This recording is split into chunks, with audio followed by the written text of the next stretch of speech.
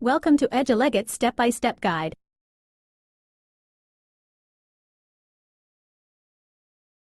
Enhance your employee training experience by customizing profiles and efficiently navigating the teacher dashboard using the instructions provided for EduLegit.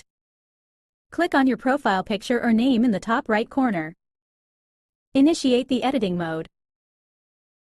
Update your profile photo. Edit the first and last name. Add or update information about your organization, role, and any other relevant details. Enable or disable specific notifications as needed. Save the changes made. Access the dashboard from the main menu. View key metrics and updates at a glance, including upcoming assignments and recent student activity. Explore the different sections, such as documents, reports, screens, and auth sessions. View authorized sessions.